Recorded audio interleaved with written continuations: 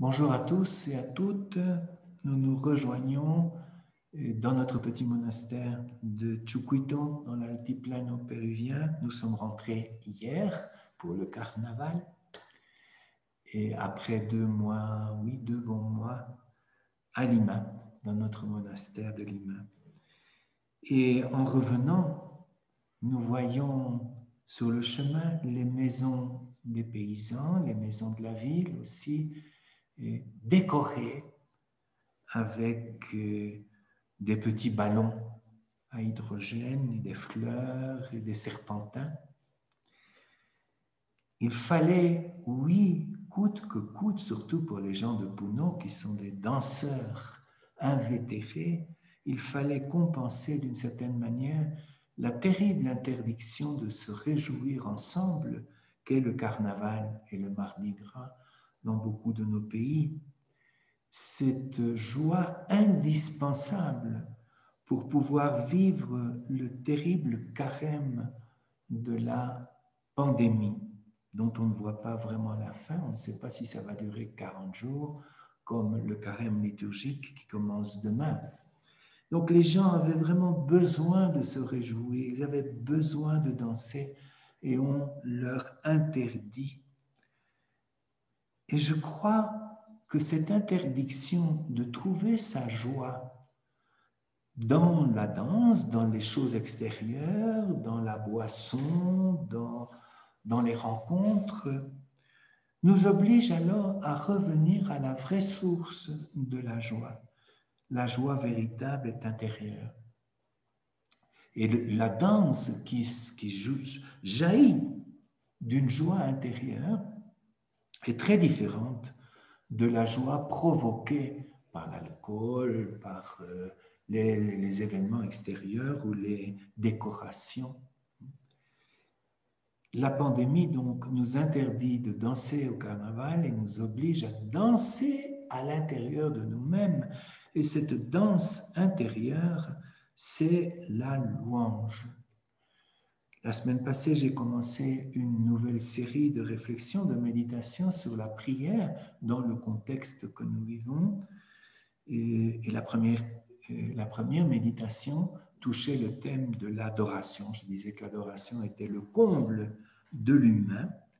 Et j'ai envie de dire que la louange est le fruit de l'adoration. Vous vous souvenez peut-être que la semaine passée, je disais l'adoration, c'est une attitude.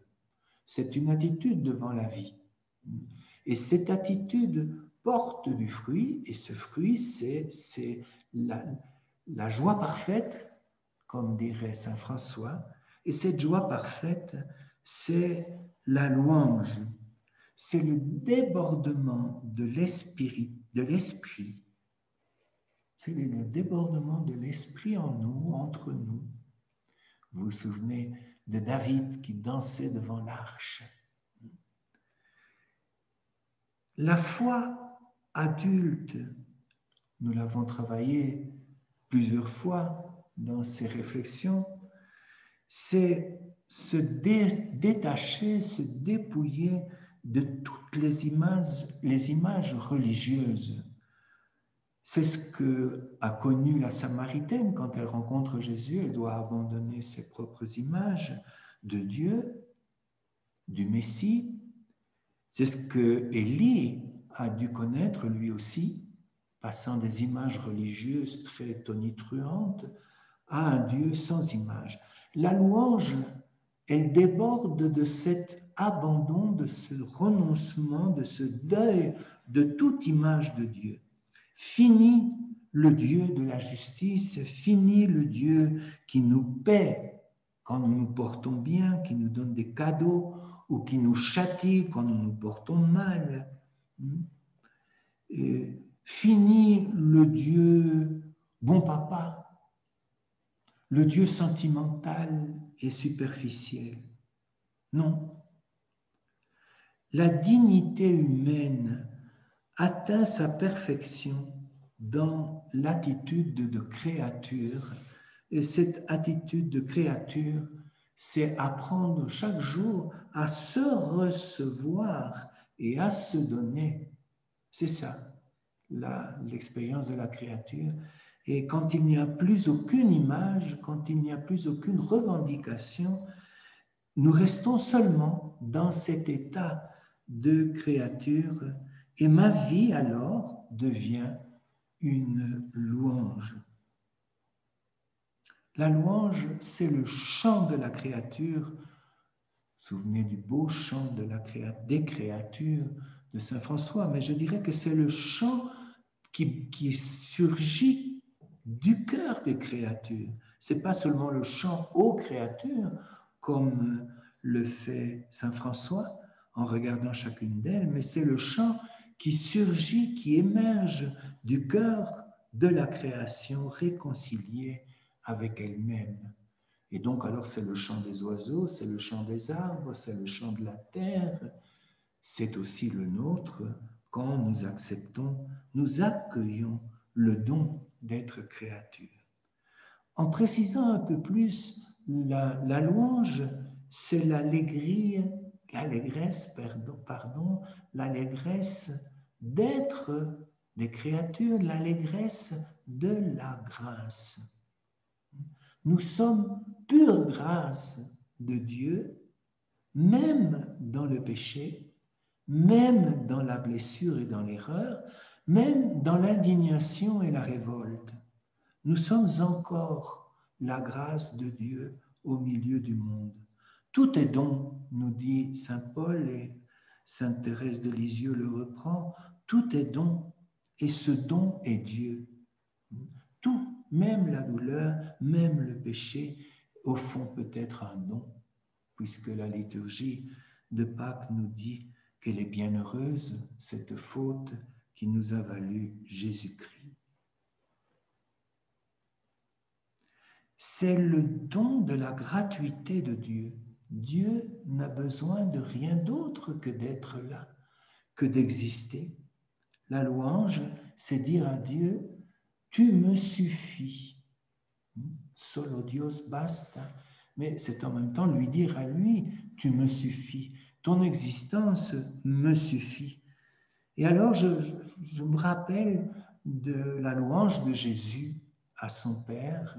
Il loue son Père de temps en temps, mais il y a une louange qui revient plusieurs fois. Je te bénis, Père, parce que tu as caché ces choses aux sages et aux savants et tu l'as révélé aux petits, aux humbles.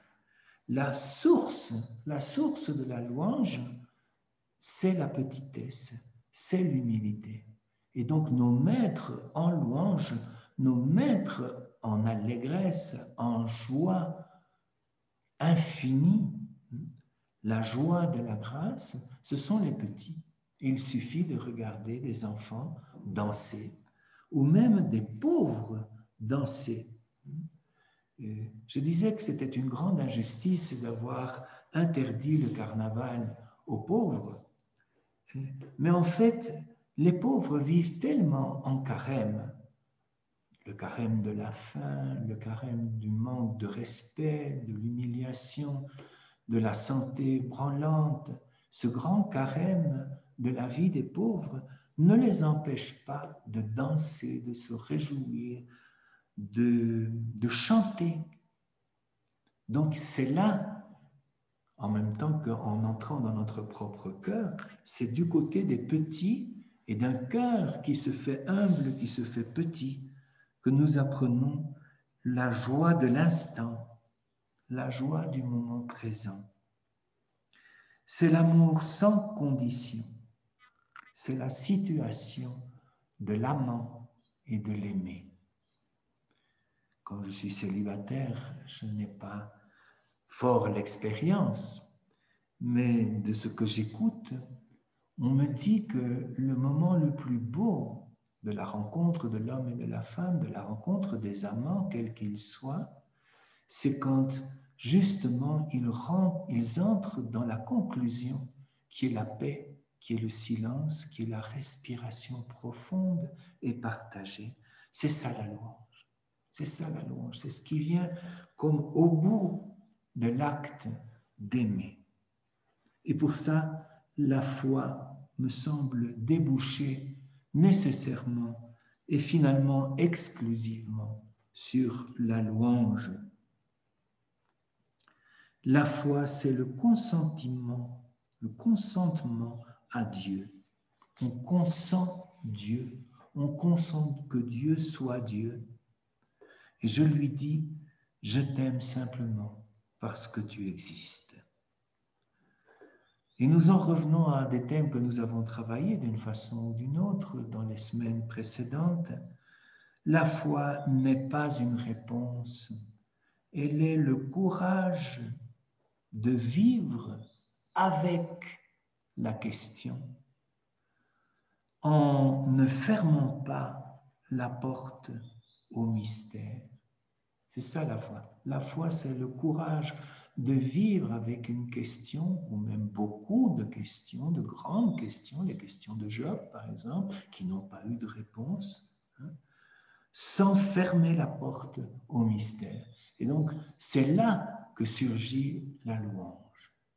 Quand je mets la main sur la bouche de toutes mes questions et je dis, même sans réponse, j'ouvre la porte. Je laisse la porte ouverte au mystère. Et donc, alors, la louange devient un lieu d'inachèvement merveilleux, un inachèvement divin. C'est le lieu de cette enfance spirituelle, et l'enfance spirituelle, c'est l'inachèvement, c'est le commencement éternel, c'est l'imperfection bénie.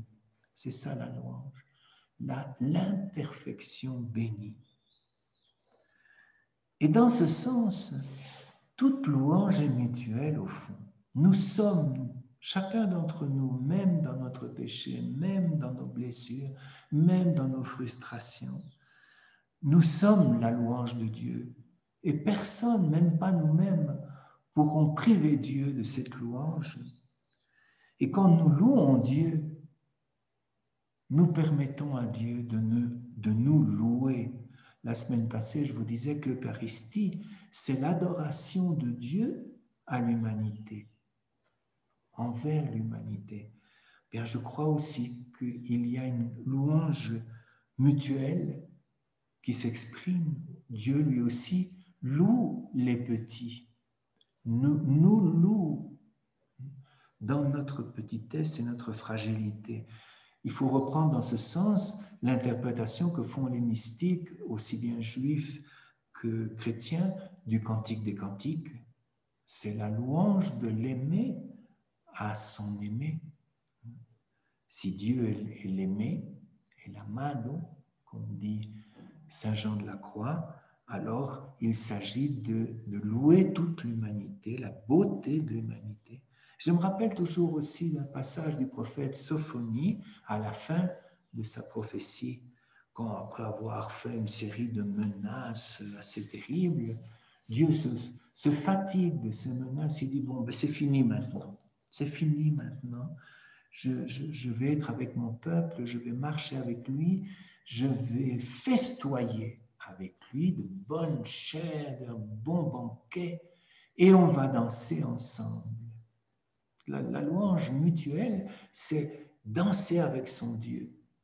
C'est Dieu qui danse avec l'humanité, c'est l'humanité qui danse avec son Dieu. Et c'est ça le sens, au fond, du carnaval ici à Puno. C'est le moment de la Candelaria où l'humanité entière danse pour la Vierge, mais au fond pour Dieu. Et où Dieu danse au milieu de nous, même les diables dansent pour Dieu. Je termine peut-être avec quelque chose qui va vous surprendre. J'aime bien vous surprendre, parce que Dieu est là pour nous surprendre. S'il ne nous surprenait plus, il ne serait plus Dieu. Il faut que Dieu nous surprenne constamment. Eh bien, je me demande si la mort n'est pas la louange par excellence, la louange définitive. Dans la mort, la vie se dit adieu. Nous disons adieu, bien sûr, à nos relations, à nos amours, à nos souffrances. Nous disons adieu à tout ça. mais aussi nous disons à Dieu. C'est notre vie qui se donne à Dieu. C'est le baiser de l'humanité à Dieu. Et comme il doit être doux, le baiser de Dieu à l'humanité dans ce moment mystérieux, sublime, dont je n'essaie pas de savoir ce qu'il est et ce qui nous attend, mais je crois que c'est la louange par excellence, c'est le baiser de l'humain à son Dieu et le baiser de Dieu. C'est ça la mort. C'est arriver à sa propre fin et dans sa propre fin, lâcher tout, lâcher ce qui nous a été prêté. Au fond, c'est un prêt, notre vie, nous l'avons déjà vu.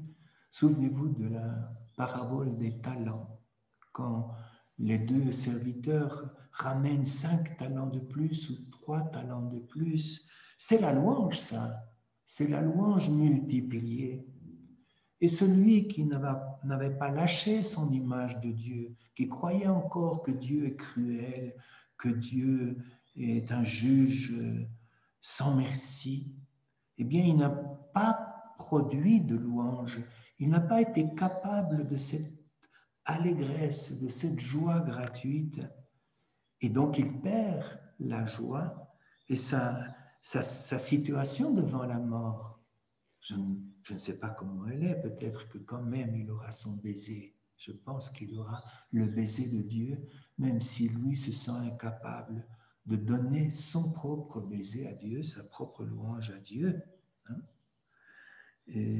Mais cette louange multipliée qui se livre à Dieu, qui se livre à la terre, évidemment, cela suppose la possibilité de donner sa mort, de vivre sa mort. Je crois qu'un des drames d'aujourd'hui, c'est que beaucoup n'ont pas l'occasion de donner leur mort, de vivre leur mort, et surtout beaucoup d'amis, de familiers ne peuvent même pas donner le dernier baiser au cadavre et le dernier hommage à leur cadavre. Et ça, c'est rompre la logique de la louange qui est inscrite dans la naissance, dans la croissance et dans la mort. C'est ça être une créature. C'est ça la grâce de naître imparfait, la grâce de grandir dans l'imperfection et de se tromper, d'errer, et puis la grâce de se donner dans la mort.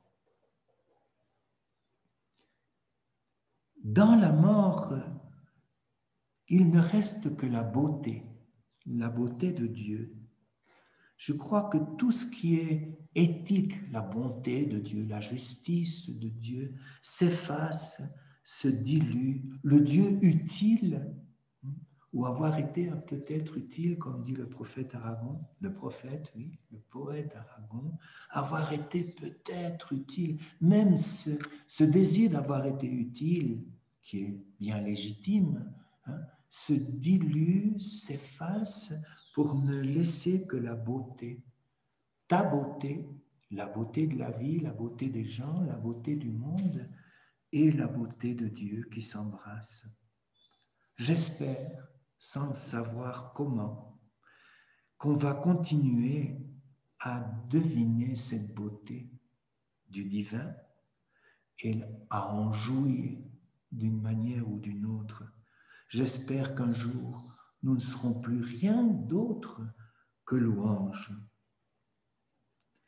Avec cette humilité libératrice de mourir, au fond, la mort, c'est le comble de l'humilité.